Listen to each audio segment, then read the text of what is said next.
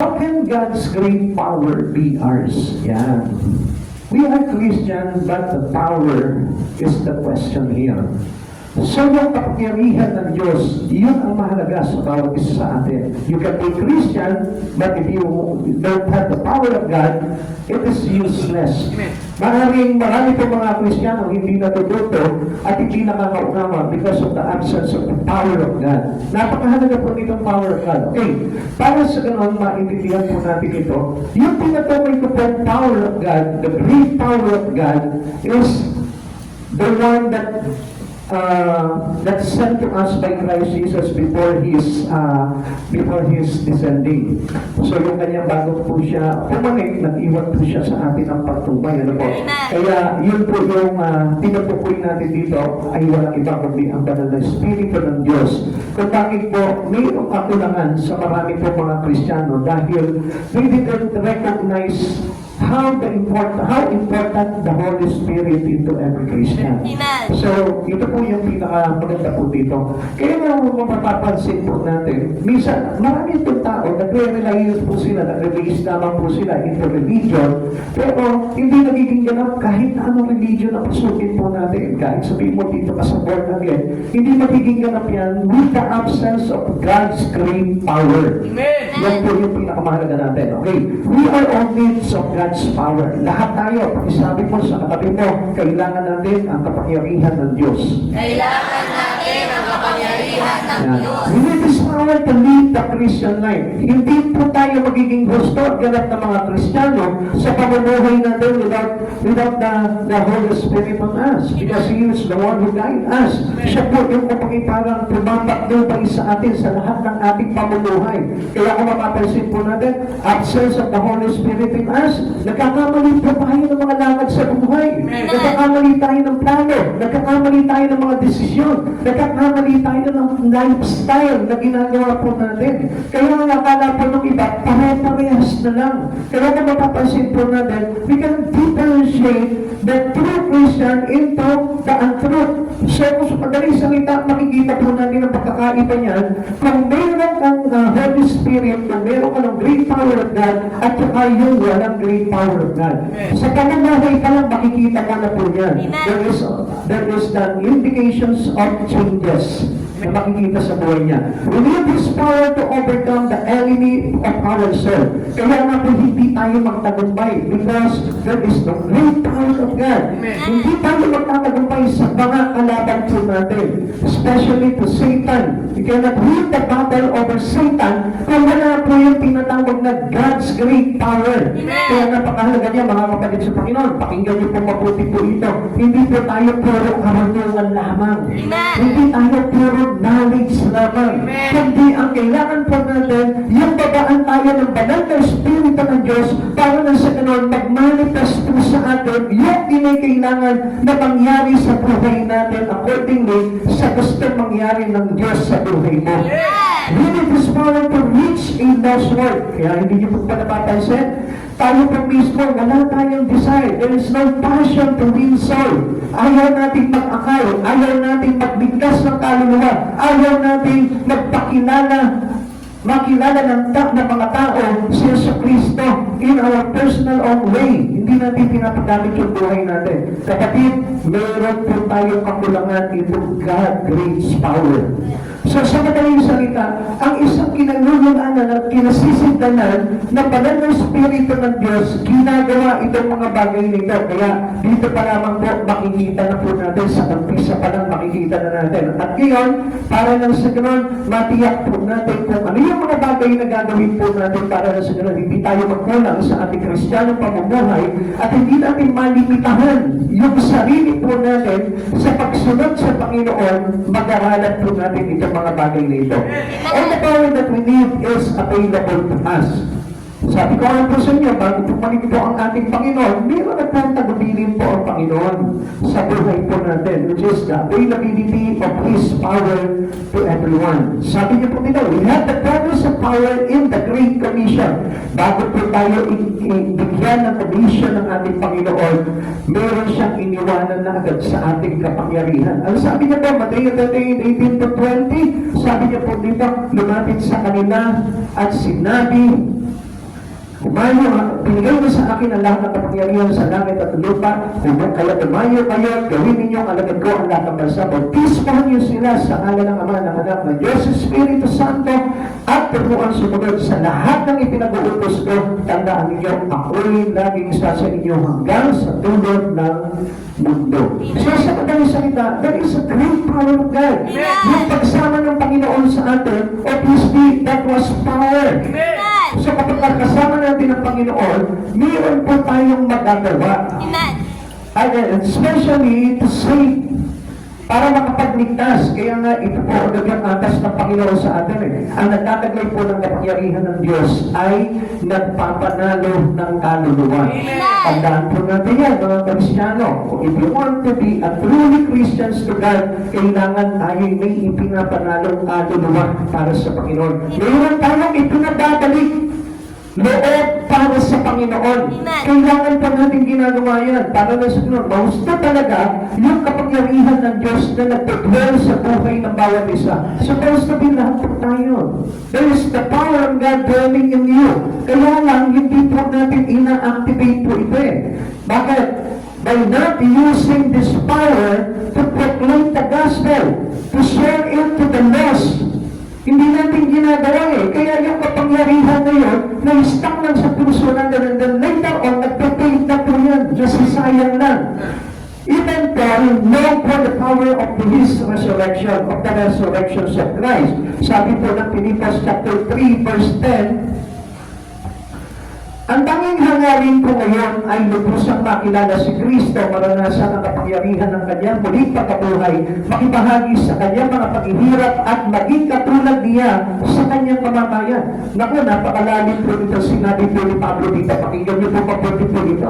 There is a sacrifice that is willing to do to become a follower to Christ Jesus. Ano yung hangarin niyo? What is the desire? Yung desire niya, yung lubusang makilala ang Panginoon sa Kristo. We cannot know very well God into our life by studying only the words. Hindi naman po sa ganung bagay.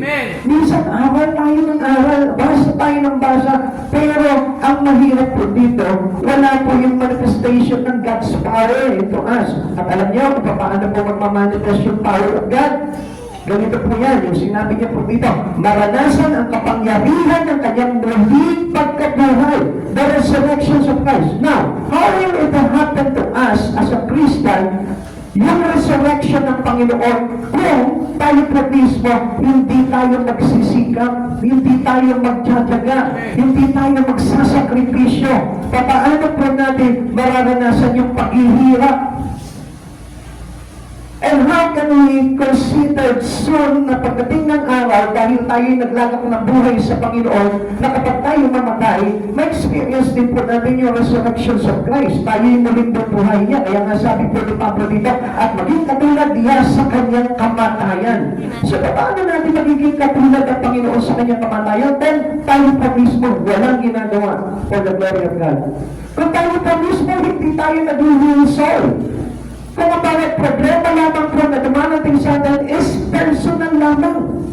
Sa pansarili lamang. Halimbawa, may personal problem ako about financial. Pero yung financial problem ko, hindi naman, wala namang kinalaman para sa mission ko pagdating sa church. Kundi, doon lang sa kadayarin ko. Doon lang sa mga renta ko. So, ibig sabihin po ito, walang kinalaman ng buhay na hindi na mararanasan yung sakripisyo paghihirap ng Panginoon because the power of God is absent to you. Amen. Kaya nga tayo nagsasacrifice eh.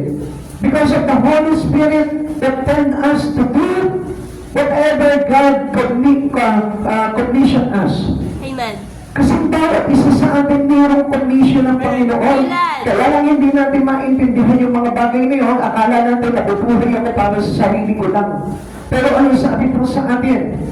Hindi tayo nabubuhay sa sarili lang. Tayo ay kinarelate ng Panginoon and we can use our life to glorify God. Amen. So itong buhay na to, hindi para sa iyo lang yan. Amen. Kundi para sa ating Panginoon. Maging kaisa tayo sa layunin ng ating Panginoon. Power is available for every one of us. Yung kapangyarihan ng Diyos yan, pwede nating mapa sa atin po yan. Kaya lang, papaano? Sabi nga po ng Gawa chapter 1 verse 8, ngunit bibigyan ko kayo ng kapangyarihan pagbaba ng Espiritu Santo at kayo'y magiging saksi ko sa Jerusalem, sa buong Judea at Samaria at hanggang sa dulo ng daigdig. Come on, kapatid sa Panginoon. Kung ito po ay nabasa po ninyo sa aklat po ng Gawa chapter 1, nung sila po ay nagkatipon sa upper room, nanalangin po sila for 10 days, sila po'y naghihintay ng patnubay sa pagbaba ng Banal na Espiritu Santo, and then walang kagilsa-gilsa, bumaba po sa kanila ang Holy Spirit at sila po ay nagtaglay ng kapangyarihan at itong kapangyarihan na ito, sila'y naging saksi sa Jerusalem, sa buong Judea, Samaria at hanggang sa dulo ng daigdig. Ang ibig sabihin po dito, nagkaroon po sila ng active spirit na ipamahagi ang kaligtasan tungkol sa pagkabuhay ng Panginoong Jesucristo. So, this is an indication that a Christian who's waiting for the Holy Spirit receive. Ito po yung isang napakaliwanag na indikasyon na tayo po ay nagtaglay ng kapangyarihan ng Banal na Espiritu ng Diyos. Yung tayo po mismo ginagamit ang buhay natin for the glory of God, to live by the soul. Tayo naglilitas kahit hindi ka po ng panahon kaya ng Jerusalem, ng Samaria, o hanggang dulo ng daigdig, doon lang sa kapitbahay mo may maliligtas ka na. Doon lang sa school place mo may maliligtas ka, sa trabaho mo may maliligtas ka, sa likod ng bahay mo may maliligtas ka. Kahit na nandun ka sa bukid, may maliligtas ka. In whatever place you are, may maliligtas ka. If you have the Holy Spirit dwelling in you. Kapag ka nagtataglay ka ng kapangyarihan na ito, hindi pa pwede hindi nagliligtas at hindi pa pwede na walang ginagawa para sa kaligtasan ng iba ang isang Kristiyano. Kaya ang totoong Kristiyano po nagtataglay po talaga ng kapangyarihan ng Diyos. His desire and His passion is to Himself. Ito po yung conclusion na tinanggap natin after receiving the Holy Spirit. Ngayon mga kapatid sa Panginoon, sino po dito yung nakiklaim na meron silang Holy Spirit? Sa mga yung sasabihin nyo, I have the Holy Spirit already. Pero ang tanong po dito, where is the indication na meron kang banal na Spirit sa buhay mo, that you have the great power of Christ Jesus in you? Kaya nga, you must give a proof. Yung ating kumbaga parang pinapakita natin na talagang nandito talaga yung Holy Spirit. Alam niyo kasi, pag meron po tayong tinatawag na God's great power, which is the Holy Spirit, hindi po tayo pwedeng mapigilan sa pag-aakay kahit na anong ginagawa ninyo. Kahit busy kayo sa trabaho ninyo, hindi pa pwedeng hindi ka pag-uhinsol. Ngayon, ganito ang pag-uhinsol. Ang pag-uhinsol, hindi lamang po yan. Isan mga kapatid sa Panginoon, isan kasi naririnig ko ganito Napapatanggap lang tayo, may pinagpapray lang tayo. Akala natin uhinsol na yun. Hindi ganun ang tinuro sa atin ng Lord. And what we learn from God is according to Matthew chapter 28, verse 18 to 20. Ano sabi po sa atin ng Panginoon? Umayo kayo, gawin ninyong alagad ko ang lahat ng bansa, bautismohan niyo sila sa ngalan ng Ama, ng Anak, ng Diyos, Espiritu Santo, at tulungan sumunod sa mga ipinaduutos ko. We need to teach them. Hindi lang yan basta pinag-pray, pinatatanggap kita sa pangalan ng Panginoong Jesucristo. Hindi mo mapapatanggap yan, dahil hindi mo tuturuan yan. Dahil hindi mo dadalhin yan kay Kristo. Kaya nga tayo po, bilang mananagumpay ng mga kaluluwa na wala sa Panginoong Jesucristo, kaya nga ang tawag sa ating taga-akay. Inaakay natin sila palapit sa Panginoong Jesucristo para na sa gano'n. Taglayin din nila kung ano yung bagay na tinataglay natin bilang tagasunod ng ating Panginoong Jesucristo. Now, how can God's great power be ours? Ito po yung napakalaking question po sa atin po dito. Ito yung katanungan na kailangan natin i-resolve po dito. Paano po tayo magtataglay nito great power ng ating Panginoon? Ganito po yan. Unang-una, we must connect into the power of prayer. Maraming Kristiyano hindi nagpa-pray. Maraming Kristiyano tamad mag-pray. Maraming Kristiyano walang panahon sa pag-pray. Kaya nga, kung wala kang panahon sa prayer, at pagka yung tinatawag na prayer life mo, I tell you, you cannot have this power. Amen. Amen? Amen. You cannot have the power of about Christ Jesus kung hindi pa tayo marunong manalangin. Amen. Kaya nga kung minsan ini-insist natin yung sarili pamamaraan natin eh. Nakakala natin basta darating sa atin ang banal na Espiritu. 10 days na nalangin po ang mga alagad. 10 days sila naghintay po doon. Continuous prayer po yun. Walang patid po yun. Walang pahinga po yun. Day and night na nanalangin sila. Habang naghihintay sila ng pagbaba ng banal na Espiritu. Pero tayo nga lang, makikita niyo po eh. Minsan, a little minute that we can give into our prayer, pero nahihirapan pa tayo. Kaya nga kapatid sa Panginoon, napakahalaga ng prayer. We need to connect into the power of prayer. Amen. Napaka-makapangyarihan ang panalangin sa buhay po ng isang Kristiyano. Ang isang Kristiyano, we cannot call him a Christian without praying. Kung hindi ka na nanalangin. Kaya nga, umpisahan mo sa araw na ito, manalangin ka na. O gawin mo na ng manalangin kung talagang ikaw ay born again. Kung talagang ikaw ay tumanggap. Kung ikaw ay talagang disciple ni Christ. Kaya lang yung marami mga pinanghihina ang Kristiyano. Because of this power, the absence of prayer on us. Kapag lagi po tayong walang panalangin, walang pagtawag sa Panginoon, talagang ang buhay po natin ay talagang mababalik po talaga tayo doon sa sistema ng sanlibutan na ito. Amen. Kaya nga mapapansin po natin nung araw nung tayo hindi pa po tayo nakakakilala sa Panginoon, okay lang sa atin kahit walang prayer. Kumakain tayo, hindi tayo nagpe-pray, natutulog tayo, hindi tayo nagpe-pray, lalabas tayo ng bahay, hindi tayo nagpe-pray. Walang prayer. Pero ngayon, nung tayo po ay natuto po na maging Kristiyano at makilala natin ang Panginoong Jesucristo sa buhay natin, kakainin mo na lang, ipagpe-pray mo pa. Pupuntahan mo na lang, ipagpe-pray mo pa. Yung mga tao na lang na makakasalamuhan na, ipagpe-pray mo pa. Mag-e-exam ka na lang, magpe-pray ka pa. Mag-a-apply ka ng trabaho, magpe-pray ka pa. Lahat pinagpe-pray mo. Bakit? Because of the power that you receive from God. Amen. Ito yung nagtutulak sa atin kung bakit nagiging masipag tayo manalangin. Kaya nga, pupunta ka na nga lang sa church, magpe-pray ka pa eh. Imagine that. Kaya nga, sasabihin ng iba, di ba, ng mga hindi nakakaintindi, ba't ako magpe-pray? Pupunta naman ako sa church. Buti sana kung pupuntahan ako sa digmaan, magpe-pray ako. Pero sa church ako magpupunta eh. Yun na nga eh, digmaan din yung pupuntahan mo eh. Kaya nga napakahalaga po ng prayer. Kaya nga, we must connect our life into prayer.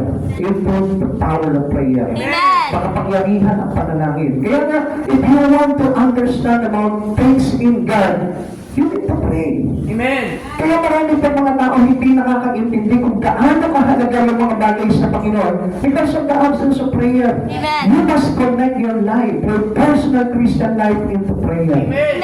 Halimbawa, let's say, itong oras na ito, tinatamad ka, inaabot ka ng parang kapagutan.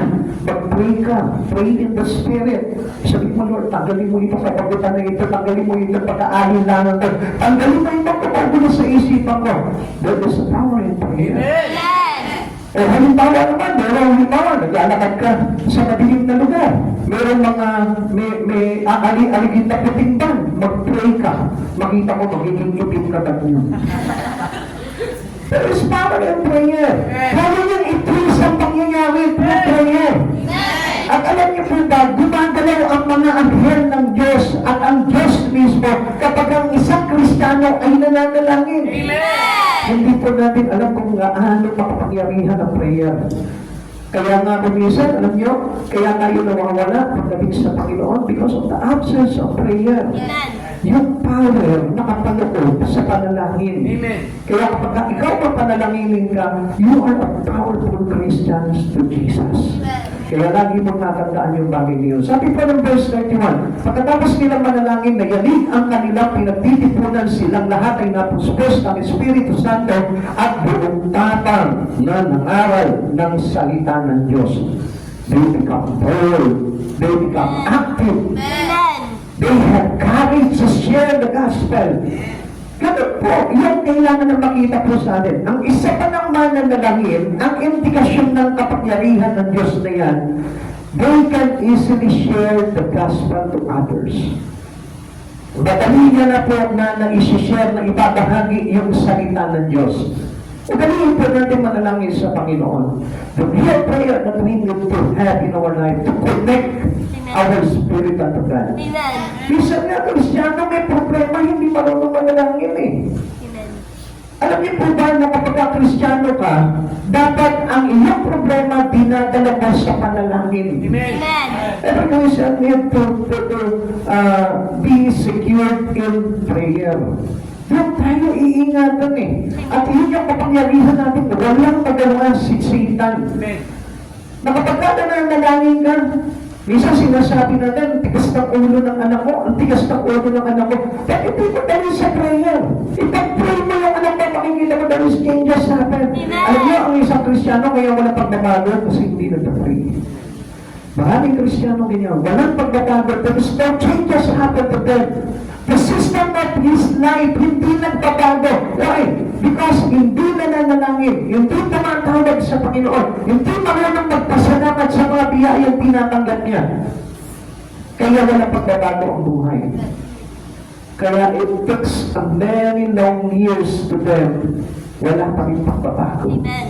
Kaya nga mga kapatid sa Panginoon, kung gusto mo na magkaroon ng pagbabago sa buhay mo, you must connect your life into the power of prayer. Amen. Yan po yung isang indikasyon na tayo pong mga Kristiyano ay nagtataglay po ng kapangyarihan. Two things we experience through power of prayer.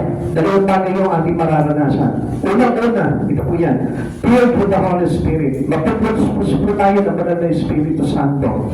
At ikalawa, ito po yung madalas na naririnig nyo, siguro yung mga bago, nagtatanong sila, ano ba yung mga sinasabi nila? And we speak the words of God with boldness. No, kaya nga po maraming mga pastor ang gagandal niya sa pag-share ng salita ng Diyos. Maraming mga worker ng church, makita ko, share ng ano yan, ng words of God yan.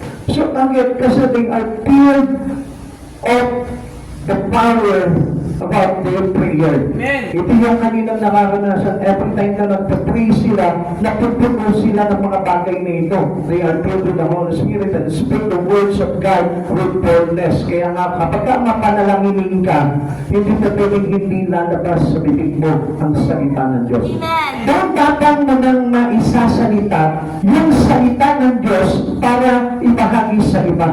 Yun po yung nagaganap sa buhay po natin. At natatandaan po natin, yung pong words of God, there is a big power inside of it. Amen. May mga nakapaloob po dito ang kapangyarihan sa salita ng Diyos na kapag inuusap natin yan, isinishare mo sa iba yan, there is a lot of power. Amen.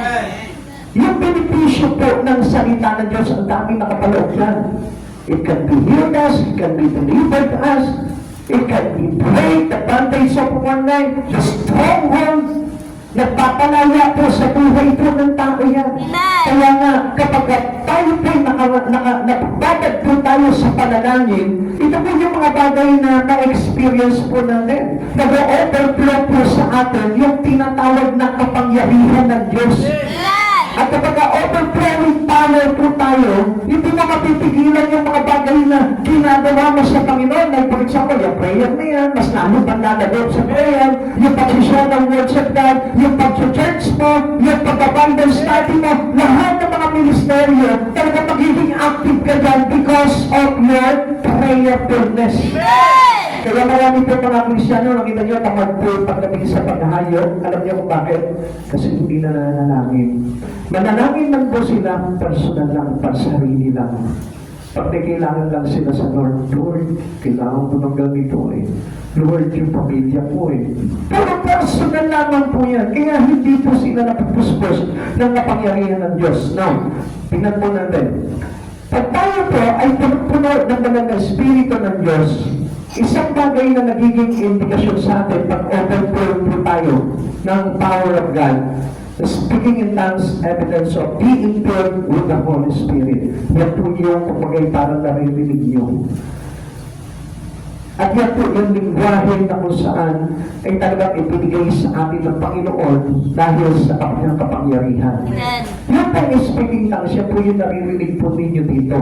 Na kung minsan kapag kami naririnig yung ibang salita, yun po yung tinatawag na speaking tongues. Why? Because they are filled with the Holy Spirit's power.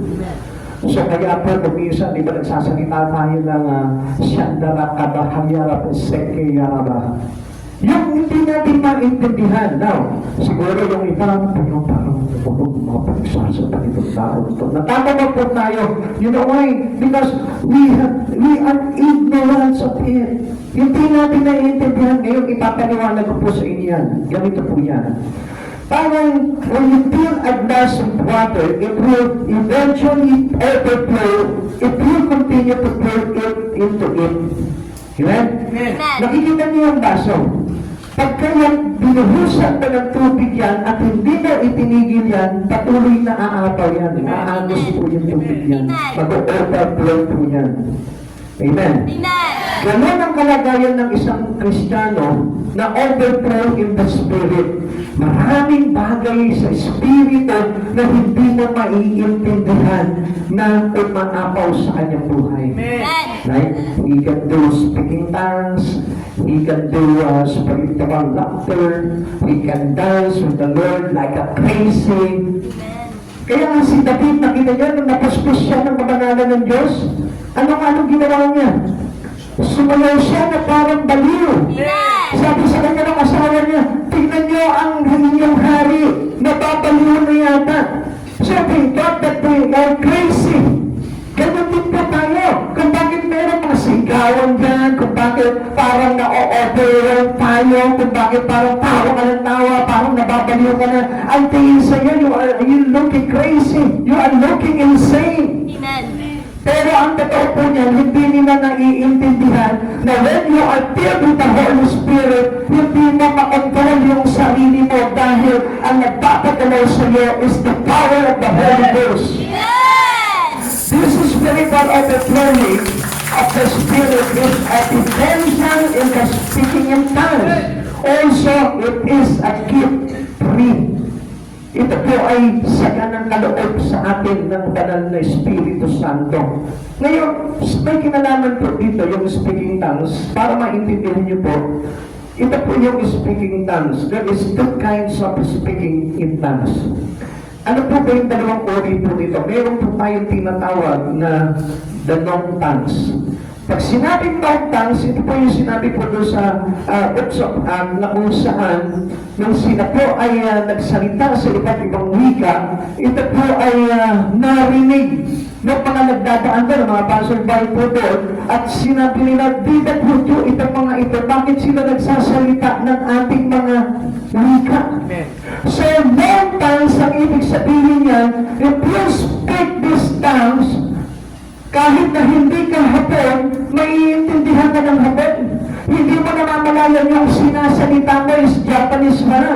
Maiintindihan ka ng mga Espanyol. Yung sinasalita mo is Spanish man na. Maiintindihan ka ng mga Arabo dahil yung sinasalita mo is Arabo.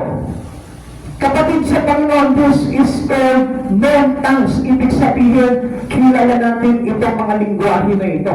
And the other one is the unknown tongues. At yan po yung nakakatawan sa pandinig ng mga hindi mananampalataya. Napagod niyo, para naman sila mga katutubo. Shandaraba, kandarayarata, sekayarata. At ito sinasabi nila, it is a heavenly language that between you and God only understand. Kayong dalawa lang ng Diyos na nagkakaintindihan ito. Now, mga kapatid sa Panginoon, hindi makakaporma ang kaaway sa iyo kapag tayo po ay filled with the Spirit of God and you pray in speaking tongues, walang magagawa ang kaaway. Kasi alam niyo po ba, tayo nananalangin tayo, kumisan syempre malakas yung panalangin natin, ano? And the devil intercept your prayer. Kaya nga po, kung minsan, ini-start siya yung panalangin mo, hindi makaabot sa Panginoon. Ngayon, if you want not the devil to snatch it, ang gagawin mo ngayon, just speak in tongues. Hindi na maiintindihan yun. Only the Holy Spirit will deliver in the right way of praying. And He will deliver it to the Father. Amen. Ang Kanyang Espiritu Santo ang pananalangin sa atin sa tamang paraan na hindi natin alam. The Holy Spirit prays through us to God in a perfect way. Yun ang ibig sabihin po ito. When we speak in tongues, Sometimes the Holy Spirit is the one who delivered our prayer in the right way. Hindi tayo marunong manalangin ng Pastor. Romans chapter 8 verse 26. Pero mayroong banal na Espiritu Santo na nananalangin para sa mga salitang hindi natin magawa. Amen. He knows what to pray and what to ask. Ang banal na Espiritu po yun. Kaya nga meron po tayo mga salita na hindi nakalulungkot sa Panginoon. Kaya nga when we speak into our prayer, tapos yung salita na yun na hindi ka lungkot sa Panginoon, hindi tatanggapin ng Panginoon yun because the Lord is a holy God. He is holy, holy, holy God. Tayo po ay magsasalita po tayo sa pamamagitan po ng sarili nating lingwahe na kung saan may bahid ng kasalanan. So yun po yung sinasabi ko po sa inyo. Wala dyan yan. Ito po yung sinasabi ko po sa inyo na minsan meron tayong mga salita na hindi kalugod-lugod sa Panginoon. It is not acceptable to God. So sa madaling salita, kahit na manalangin ka na tao sa puso mo, marugod ka na nanalangin, alam niyo po ba na hindi pa rin tatanggapin ng Lord sapagkat may bahid ng kawalan ng kabanalan. Amen. So sa madaling salita mga kapatid sa Panginoon, there is a Holy Spirit. Siya po yung mananalangin para sa atin sa pamamagitan ng salitang hindi natin magagawa. Amen. Amen. Amen. Tapos sabi po dito, tongues are different one from another, used for praise and prayer, and yes, it is at times interpreted when there is need for understanding. Ganito mo yan. Minsan, pagka sa buong congregation, may nag-speak in tongues. Halimbawa ako, nag-speak in tongues ako.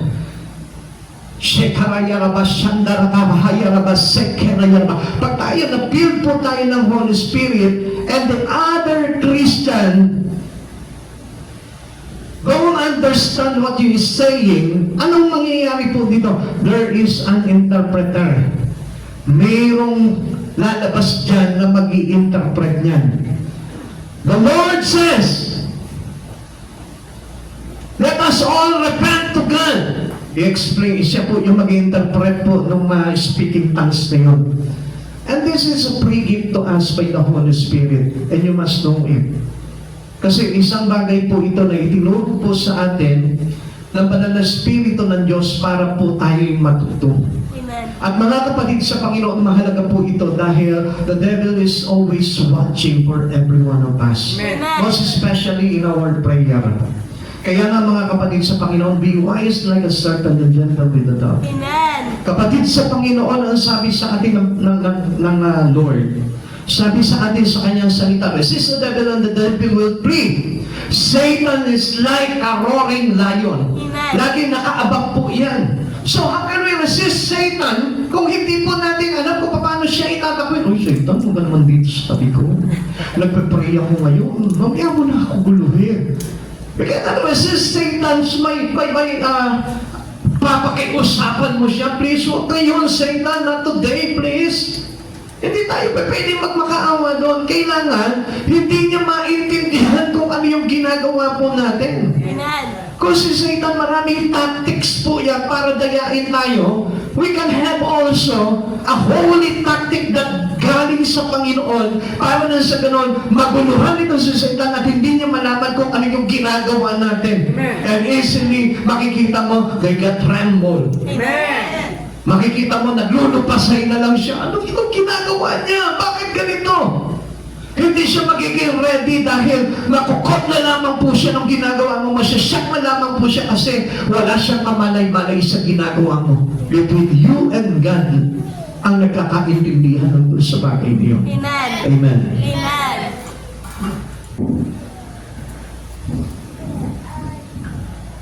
Prayer brings changes in one's life. Sabi ko nga po sa inyo kanina, na kapag tayo prayerful po tayo, we can easily change our life. Amen. We can easily change the world. Amen. Kaya nga, they turn the words upside down. Nung sila po napuspos na Banal na Espiritu because they prayed 10 days upon waiting the Holy Spirit come. Anong nangyari po dito? Nabaligtad po nila ang mundo. Nakakilala ang buong dahil doon sa kanilang tinanggap na kapangyarihan mula sa banal na Espiritu ng Diyos. But you do not have because you do not ask. Marami mga Kristiyano hindi humihingi ng ganito po. Okay, saan tayo?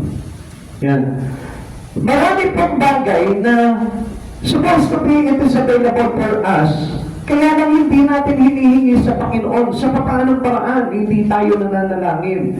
We can easily ask God what we need, and we can have that in a great and divine way. Kaya nga minsan humihingi po tayo, hindi tayo binibigyan. Alam niyo kung bakit? Kasi nga hindi natin alam kung paano manalangin ng gusto. And if we know it already, madali po tayo makakahingi sa Panginoon. Kaya nga, huwag natin expect na isang sabihin mo na sa Panginoon, ibibigay na sa iyo ng Panginoon. E paano kung halimbawa, let's say, yung panalangin po natin is may matik. So we can ask the Holy Spirit to guide us. Pwede itong hitigin, Banal na Espiritu Santo, tulungan mo ako. Please guide me in my prayer. I don't know how to pray perfectly. In the right way, hindi ako magaling ng panalangin ng gusto. Then help me, Holy Spirit. Then the Holy Spirit will guide us into our prayer. At siya na yung bahala ngayon. Tayo worship lang tayo ng worship sa Panginoon. Kaya nga mahalaga po yung ating pag-worship. Kaya nga tayo kung minsan, tayo umaawit sa Panginoon, hindi niyo po paanak, may kinalaman po yan doon sa inyong prayer. Kaya tayo nag-worship, we ask the Holy Spirit to come down. We ask the power of God to come down. At kapag nakababa na ang banal na Espiritu ng Diyos sa atin, then there is an absence of the devil. Amen. Nare-resist natin ang mga demonyo. Nawawala ang demonyo. Kaya nga pansinin niyo mga kapatid sa Panginoon. Halimbawa, nagkakaroon kayo ng kaguluhan sa bahay. Mag-worship ka. At lahat ng mga demonyo na nandun sa bahay niyo, mag-aalisan yan.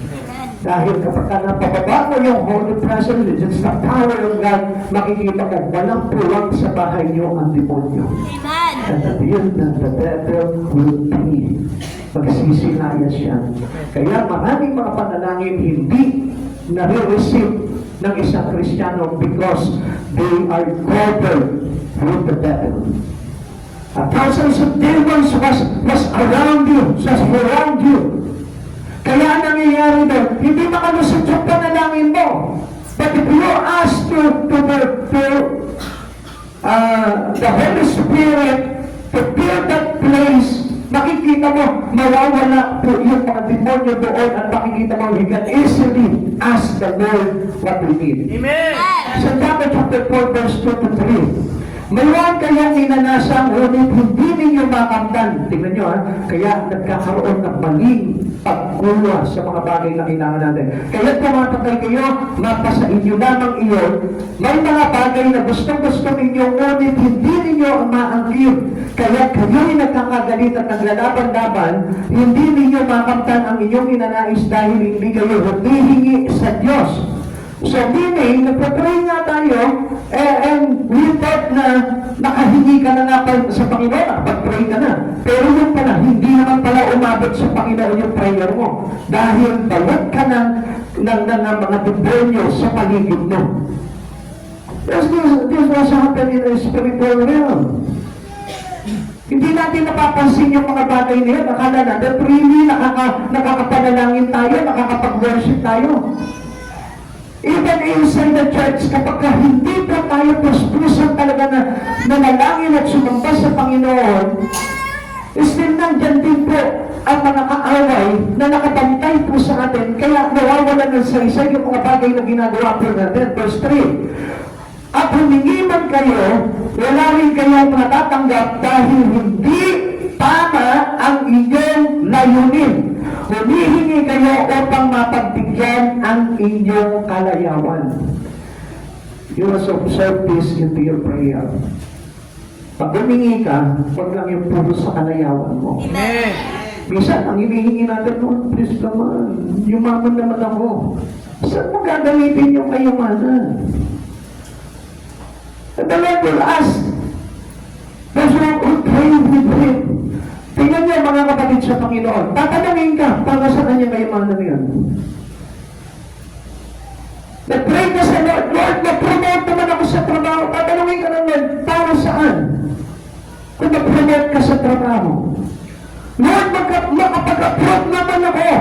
Para saan? Na mag-a-approve ka. Kaya nga po minsan, alam niyo mga kapatid sa Panginoon, ang hindi natin namamalayan po dito, na kapag hindi tayo tama manalangin sa Panginoon, mas lalo tayong napapasama. Kaya yung mga bagay na ibinibigay sa atin is that God will give you the right things that is fitted to your prayer. Ang nangyayari, hindi ang Diyos ang nagbibigay sa iyo, kundi ang kaaway na nakakarinig nito. At anong nangyayari? Dumitisip ka ngayon. Yung iyong pinapanalangin na supposed to be, nang nagaling sa Panginoon, gagawin ngayon ng kaaway, ibibisip ka ngayon. Siya ang magbibigay nito, kaya lang, yung ibibigay niya sa iyo, yun yung makakapagpahamak sa buhay mo. Amen. Amen. Kaya hindi nyo napapansin, marami pa mga nag-aakala this is a blessing from God. Pero ano nangyayari? Ito naman yung naglalayo sa akin sa Panginoon. Ito naman yung naging kapahamakan ko. So, ibig sabihin, hindi Lord ang nagbigay sa iyo, kung ikakapahamak mo, hindi papayag ang Lord na ibigay sa iyo. Amen. Sapagkat ang Diyos ay nagbibigay para sa ikaliligtas mo at hindi sa ikakapahamak ng tao. Kaya nga, always make sure that we pray and filled by the Holy Spirit. Amen. Para sa ganun, hindi po tayo manandaya sa ating mga panalangin. Kaya hindi nyo po napapansin, ang dami po mga humihingi sa Panginoon, pero after na ma-receive nila yung kanilang mga pinapanalangin, ano nangyari? Nawala sa Panginoon. So, ang ibig sabihin nun, Diyos ba nagbigay sa kanila nun? Never. Nadaya sila ng kaaway. Amen. Nalusutan sila. Na-intercept ng kaaway yung supposed to be na dapat galing sa Panginoon, pero pinalitan ng kaaway. Amen? Amen. Naintindihan po ba natin?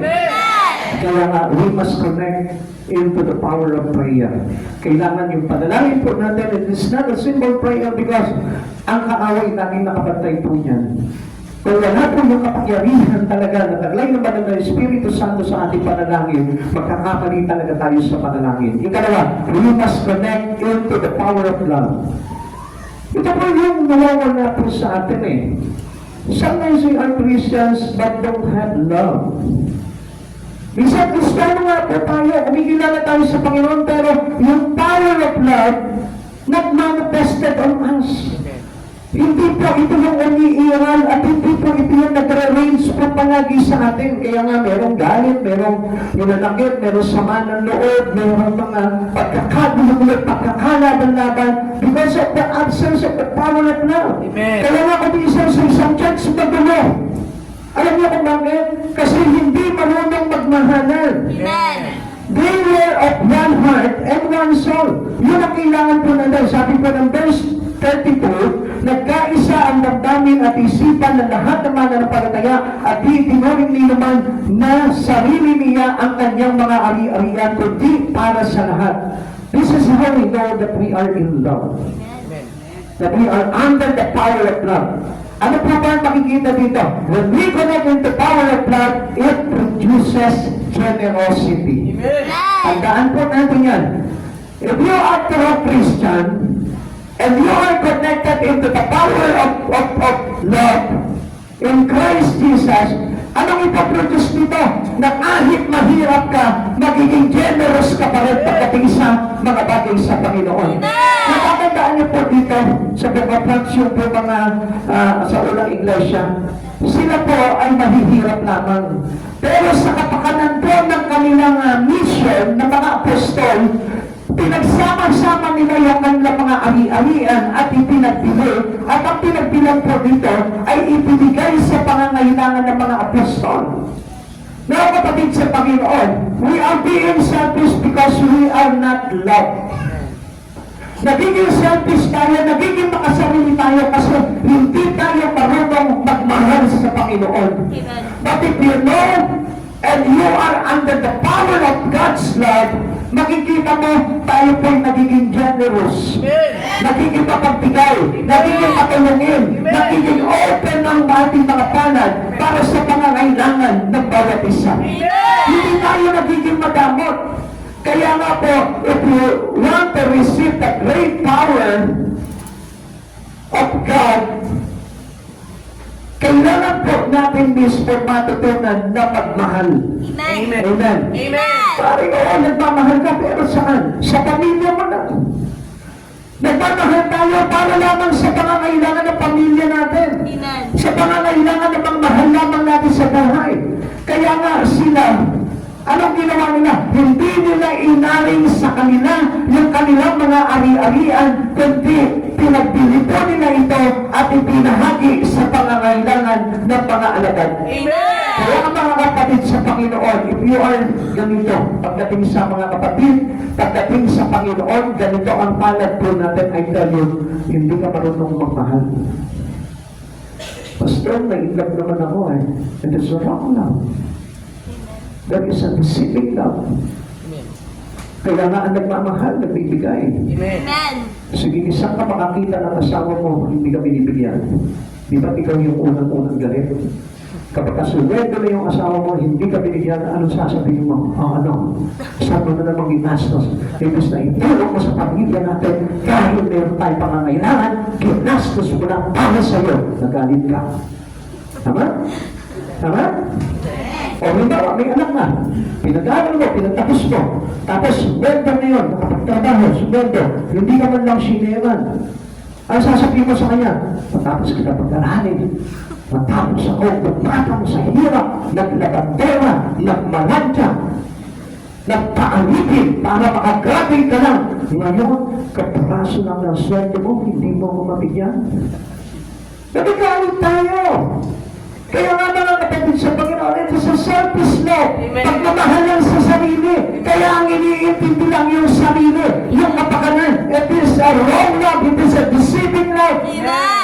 At yung power of love na kailangan na ma-receive po natin, it is the love that we imitate from the love of Jesus. Amen. Kasi Jesus, yung pag-ibig niya ay hindi lamang para sa kanya, kundi para sa ating lahat. Kaya nga, ano sabi po dito, silang lahat, yung kanilang ari-arian ay hindi nila itinuring na sa kanila.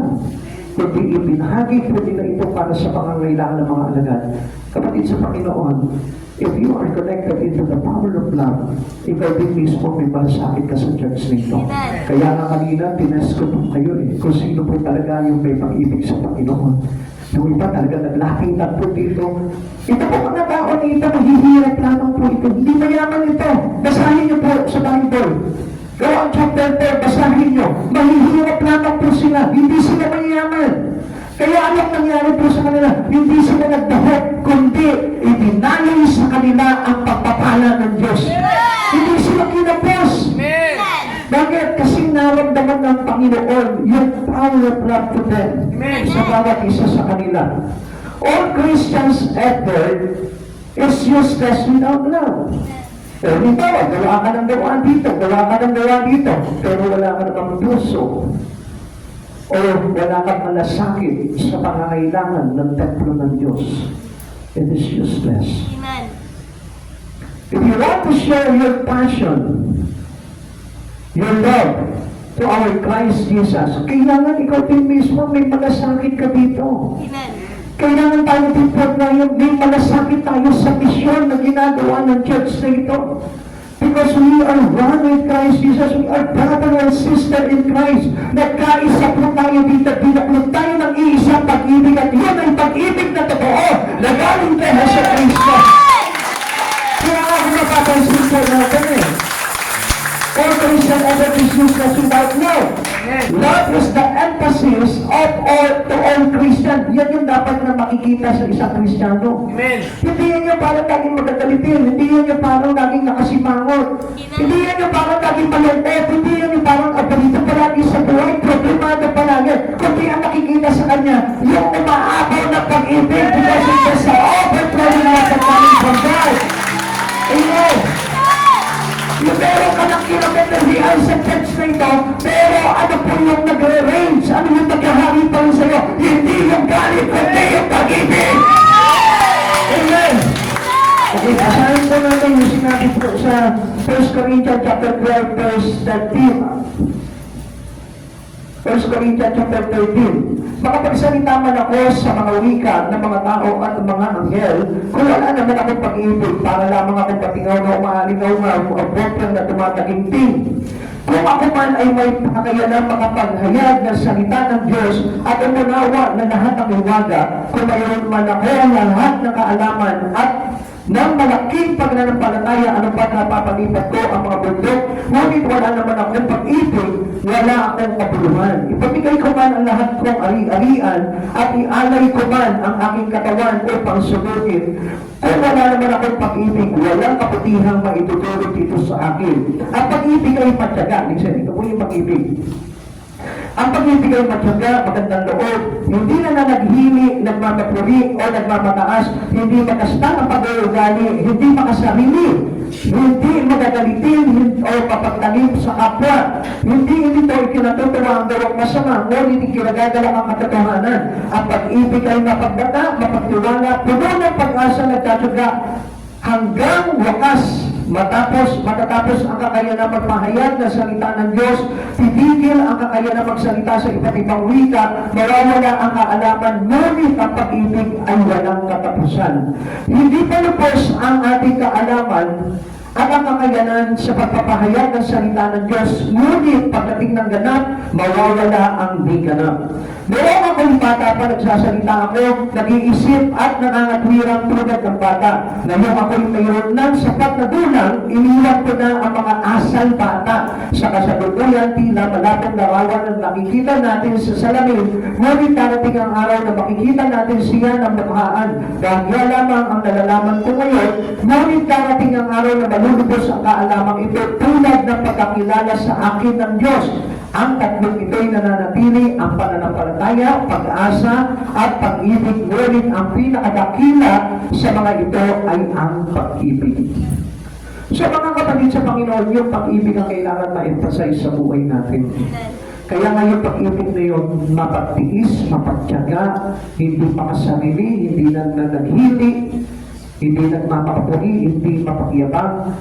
Yung pag-ibig na yun ay talagang punong-puno talaga ng kapangyarihan na nagmumula sa Panginoon. Amen. Sapagkat itong pag-ibig na ito, kahit na nasasaktan na si Jesus, hindi pa rin niya nakulang magalit. Amen. Hindi niya pa rin nakulang sumpain yung mga nagpahirap sa kanya. Bagkus, pinagkalooban niya pa rin ng kanyang pag-ibig itong mga tao na ito para maligtas. Ngayon mga kapatid sa Panginoon, tayo mga alam mo yung pag-ibig natin sa Panginoon, very limited lang. Minsan nililimitahan natin, even in our giving, nililimitahan natin ang Panginoon. Sinasabi natin, wala naman ako makakaya mahirap lang ako Kapatid sa Panginoon, mas higit na mapalad ang mahihirap na marunong magbigay kaysa sa mayayaman nagbibigay. Bakit? Kasi ang mahihirap, makikita pa talaga yung pag-ibig nila sa Panginoon. Even though they are lacking for something, still they are giving. Amen. Kapatid sa Panginoon, hindi niyo napansin? Ito mahirap na ito dahil sa pag-ibig niya sa Diyos, nagkakaloob siya. Pero ang mayaman, dahil sa mayaman siya, kaya siya nagkakaloob. Nakita niyo po yung difference doon? Kahit walang-wala ang mahirap, nagbibigay. Dahil bakit? Because of the power of God in Christ. Dahil mayroon siyang kapangyarihan ng pag-ibig ni Kristo. Ganun si Christ. He is rich, become poor. Amen. Kapatid, ang Panginoon, mayaman, pero nagpakatukha para sa atin, para maibigay lamang sa atin yung ating pangangailangan at maligtas. Amen. Three basic love of a Christian. Okay, tingnan po natin yung patayan ng pag-ibig po ng mga Kristiyano. Ito po dapat yung patayan ng pag-ibig po natin Hindi yung, mahal ko to kasi anak ko to Mahal ko to kasi asawa ko to Mahal ko to, pamangkin ko to apo ko to Hindi ganun ang pag-ibig po. Hindi po ganun ang patayan. Ang patayan ng pag-ibig ganito. Love forgive and break down barrier. Ang pag-ibig ay nagpapatawad. Na kahit na po, ano pang ginawang kasalanan sa inyo, marunong magpatawad yan because He break that barrier. Kasi hadlang po yun sa kaligtasan natin. How can you be saved kung hindi ka marunong magpatawad? Marami mga Kristiyano pa ngayon, sa panahon po natin ngayon, walang pag-ibig. Bakit? Hindi marunong magpatawad. At di ngayon, meron pa rin siyang galit sa puso. May galit pa rin siya sa kapwa. May galit pa rin siya sa kapitbahay niya. He is not a Christian. And he is not connected into the power of God. Kung siya po mismo, punong-puno siya ng galit. At alam niyo po ba yung unforgiveness? Nagtutulong kahirapan yan. Amen. Nagdudulot ng karamdaman. Amen. Nagdudulot ng sapa sa buhay, kahirapan, kaguluhan, at lahat ng mga bagay na hindi maganda. Amen.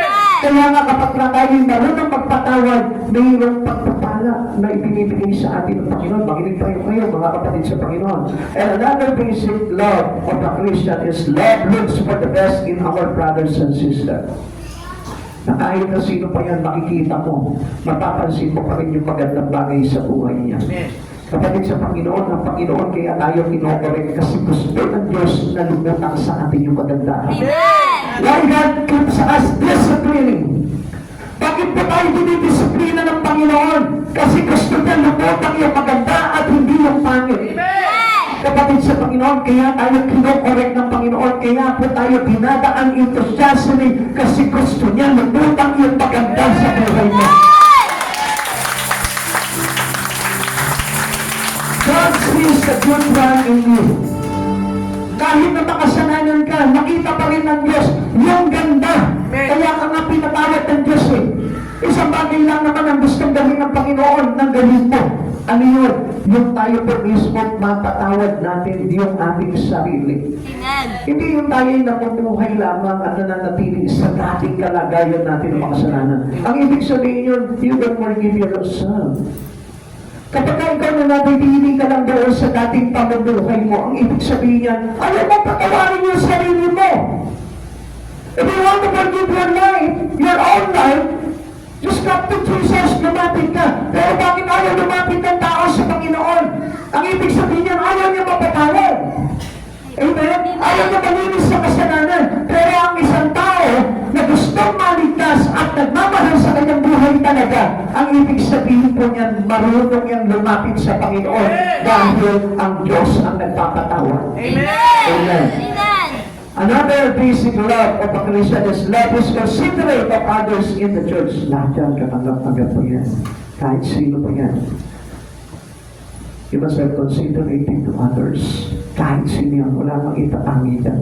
Wala kang ipagpapapuri yan.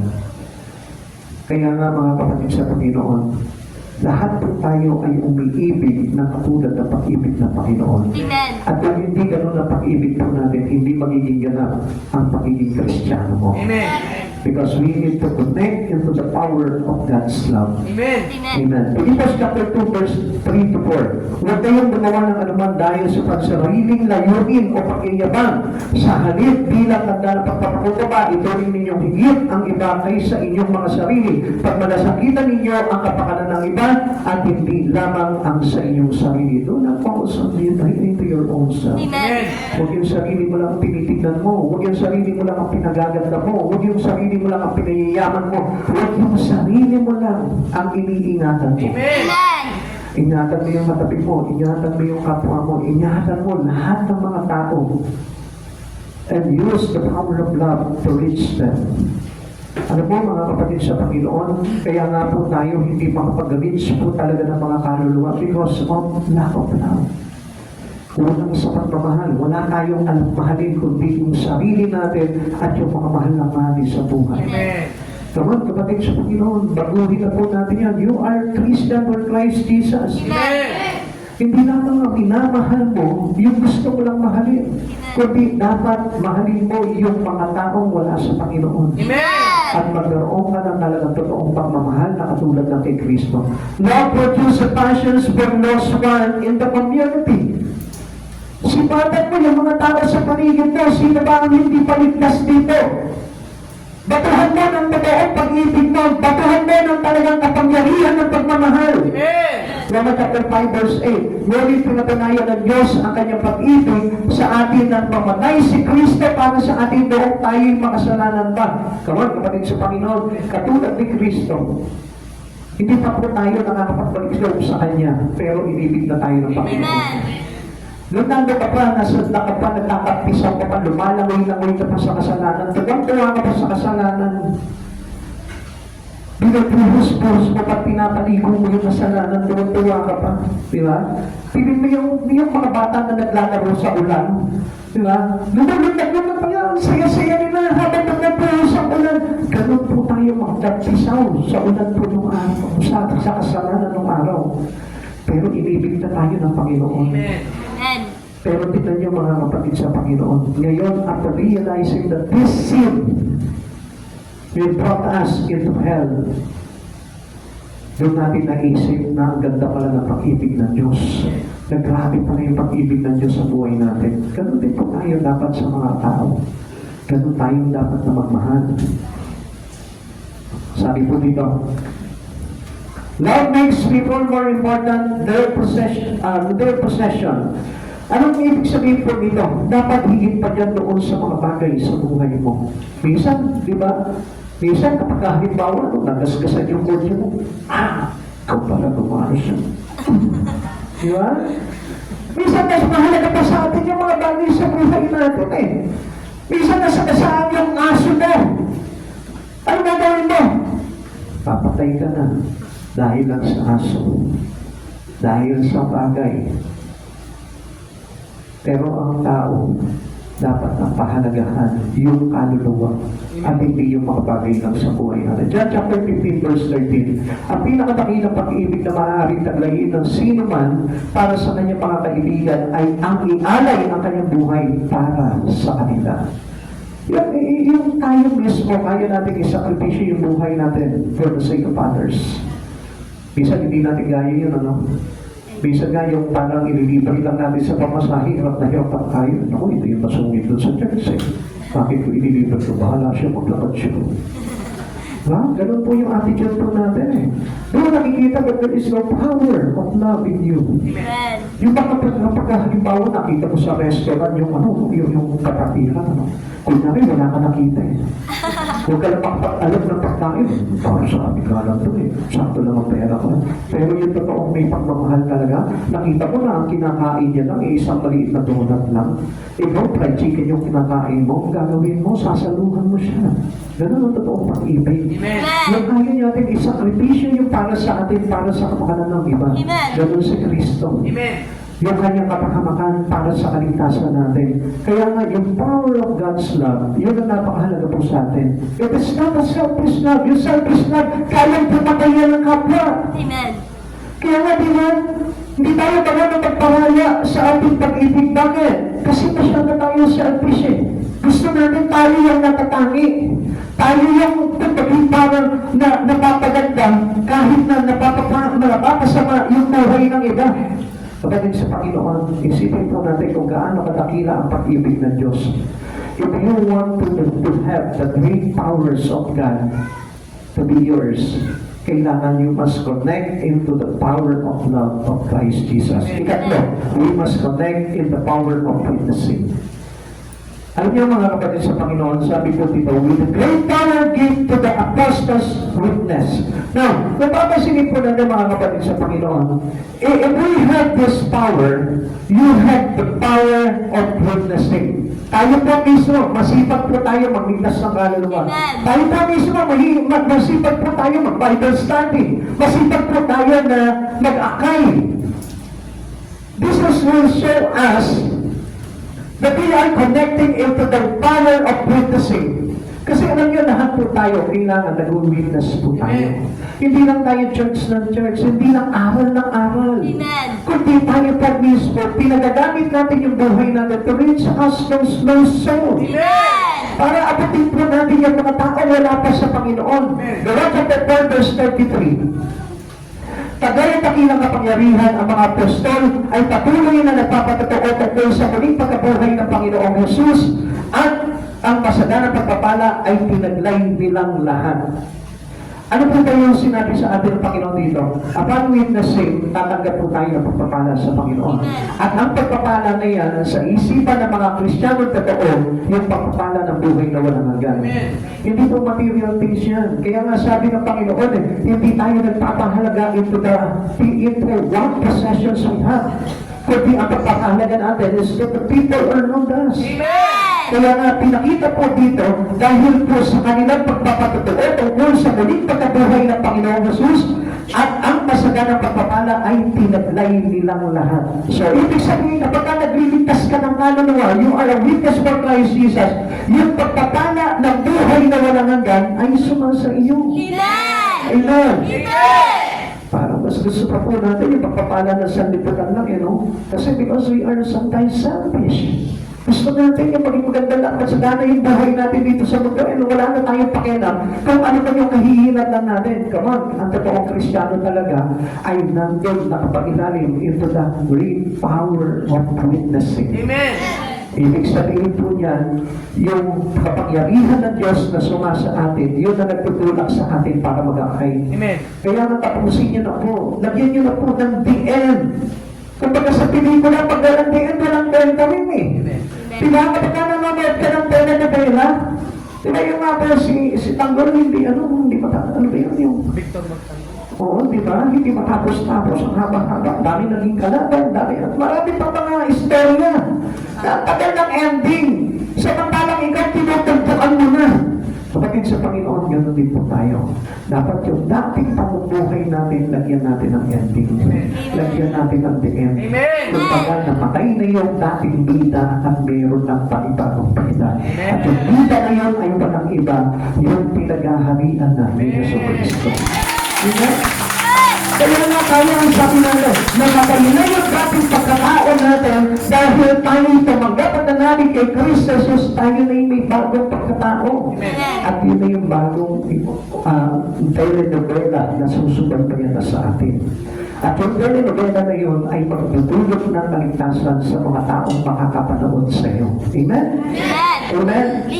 Kaya mga kapatid sa Panginoon, sukapin po natin yung bagay na yun. Two things we do to connect in the power of witnessing. Ano po ba ang dapat natin gawin?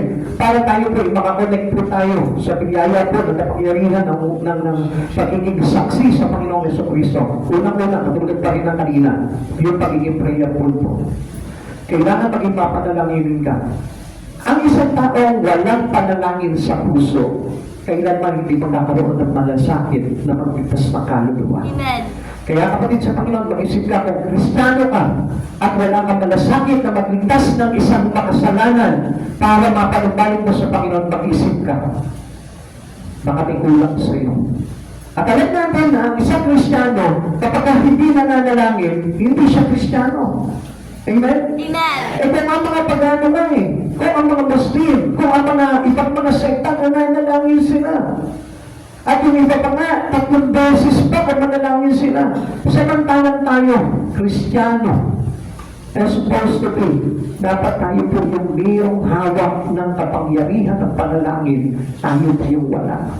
Tayo po yung nagkukulang. Kaya nga, as a Christian, you need to be prayerful. Kailangan maging prayerful ka. At paano malalaman kung prayerful ka na? May malasakit ka na sa kaluluwa ng isang tao. Amen. May malasakit ka na sa kaligtasan ng kapwa mo. May malasakit ka na sa mga tao sa paligid mo. At ang ikalawa na dapat po ay yung tinatawag na love, full of love and passion. Yung talagang puno-puno ng pag-ibig. Alam mo, para maging witness, kailangan taglay natin itong dalawang bagay na ito. At kung wala itong dalawang bagay na ito, hindi mangyayari sa buhay mo, kapatid sa Panginoon, huwag kang umasa na makapagligtas ka ng kaluluwa. Si Jesus, kung makapansin po natin, early in the morning, He went up into the mountain and He prayed. Bakit? Kasi umuumpisahan niya yung journey niya para marami siyang maligtas.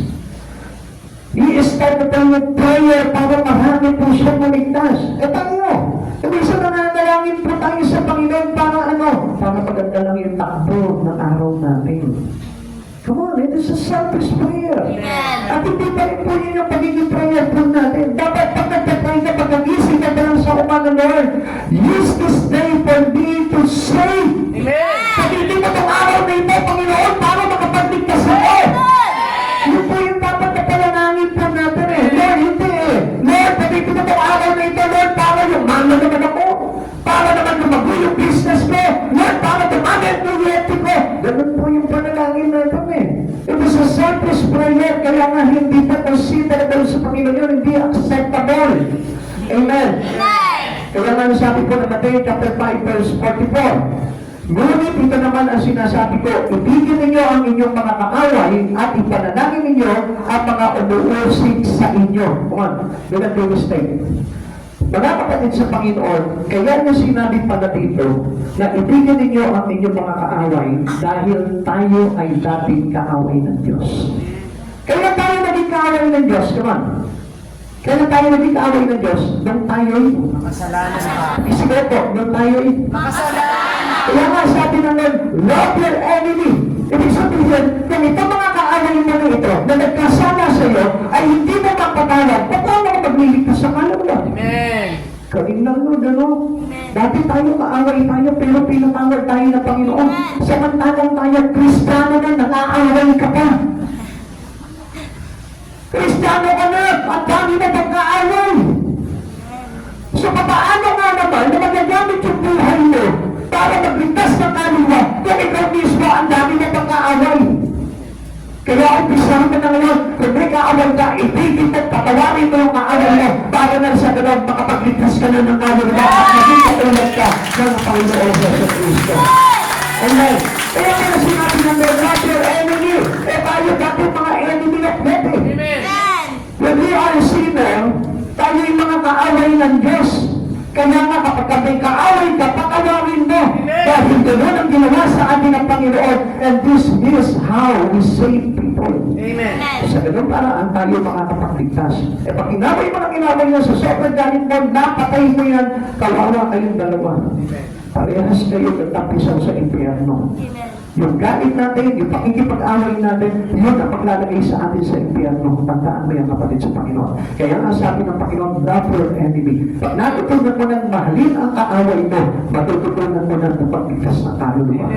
Kasi alam nyo ngayon, hindi natin alam kung paano pagligtas ng kaluluwa. Kasi tayo po yung unang-unang naiinis eh. Tayo yung unang-unang naaasal sa kapwa natin. Tayo yung unang-unang nagagalit. Tayo yung unang-unang nakikipag-away.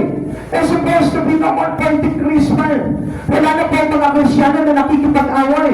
Ang kailangan po natin ngayon is to forgive. Amen. Palibot patawad kahit na sa mga kaaway natin. At ipanalangin ninyo ang mga umuusik sa inyo. So your prayer is very powerful. Not to give them first. Just to pray for them, to bless them, to have them eternal life.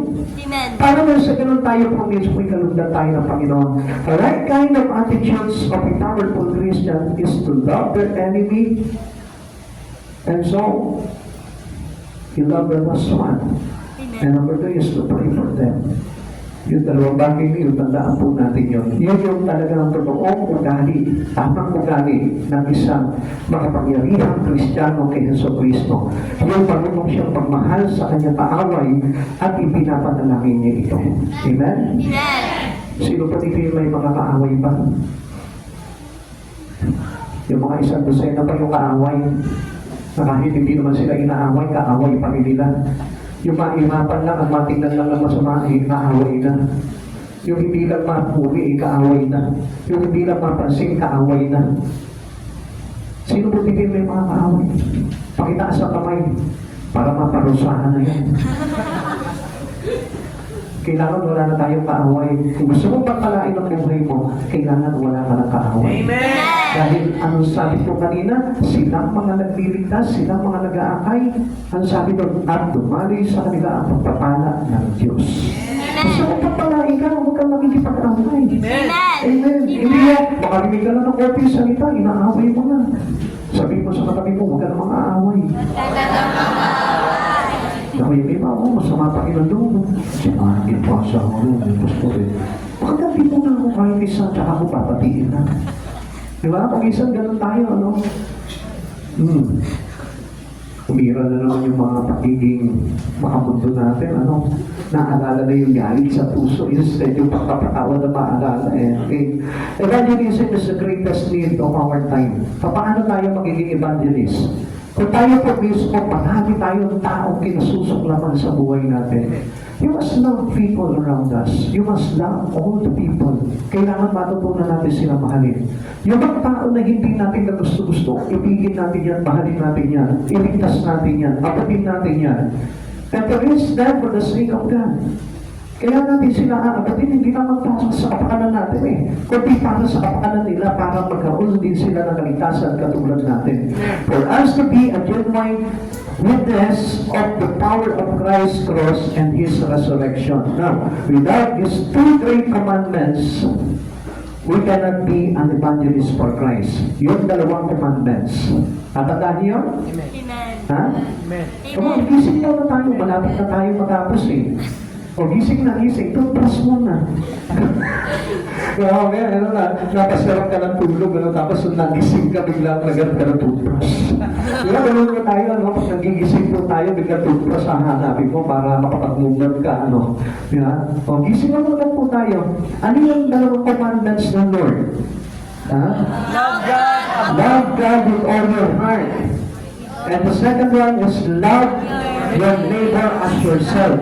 So yung dalawang bagay na yun, hindi yan magiging, hindi ka magiging witness for Christ kung hindi mo ginagawa yung dalawa na yun. Pag wala kang pag-ibig sa Diyos, hindi mo gagawin magligtas. Pag wala kang pag-ibig sa kapwa mo, hindi mo rin gagawin magligtas. Kaya yung mga tao na hindi nakakaalam nito dalawang two great commandments na ito, I tell you, they cannot be a witness for Christ. Kahit kailan, hindi sila magiging witness ni Christ. Kaya mga kapatid sa Panginoon, if you obey these two great commandments, di ba ito po yung nakakapagligtas po sa atin? We make it contact. Amen. Yung 10 commandments, ginawa na lang ng Lord na 2 commandments. And as well as, ito pala yung implikasyon nun, yung power of witnessing. Na kapag ang isang Kristiyano, may nag-witness na siya, nag-aakay na siya, mahayo na siya, yun pala ang simbolo na tayo makakasunod sa Panginoong Jesucristo. Amen. Yun pala yung pagsunod sa kautusan ng Panginoon. If you love me, you must keep my commandments. Kaya ginagawa mo yung bagay na yun. At ang nakapanood pala doon, yung ating pagiging saksi sa Panginoong Jesucristo. Kaya pala, doon mo, nabuuna pa yung pag-ibig na kay Christ, nabuuna pa yung pag-ibig na sa kapwa mo, kaya pala tayo nag-aakay. Kaya pala tayo humahayo. Now you know this. Kaya mga yung mga humahayo dito sa church na to, yun ang dahilan. Dahil sinusunod ninyo yung kautusan ng Panginoon. And that was the great commissions of God. Itong dalawang itong two great commandments na ito, na kapag sinunod mo ito, ang ipaproduce niyan yung pagiging witness mo. Amen. 2 Corinthians chapter 13 verse 4. Kahit na siya'y mahina ng bango sa cross, nabubuhay siya ngayon sa kapangyarihan ng Diyos dahil sa pakikipag-isa namin sa Kanya, kami mahina rin, ngunit sa pakikitulad sa inyo, kami ay nabubuhay na kasama niya sa pamamagitan ng kapangyarihan ng Diyos. Ganda, no? Ang sabi po ulit dito ni Pablo, ngunit sa pakikitungo sa inyo. Anong ibig sabihin po nito? To reach them. Inaabot sila sa pamamagitan ng kapangyarihan ng Panginoong Jesucristo, kasama, sabi nito, nabubuhay na kasama niya sa pamamagitan ng kapangyarihan ng Diyos. So, ibig sabihin po nito, sumasa atin ang Diyos. Kaya tayo nakikitungo sa mga tao para dalhin sila at maligtas sa Panginoon. At yun ang ibig sabihin na tayo po'y kasama natin ang Diyos sa buhay natin. So, nothing will be without that to us. Wala na tayong ipag-aalinlangan pa dahil tayo po mismo ay mayroon ng indikasyon at proof at mark ng tayo ay kay Kristo at niligtas ng Panginoong Jesucristo. And for all these things, kailangan na tayo po'y magtaglay po tayo ng tinatawag ng great God's power para na sa ganun po maging kapaki-pakinabang yung talagang pagiging totoong Kristiyano natin. Wala pong huwad ng Kristiyano. Never. Huwag ka papayag na huwag na Kristiyano ka lang.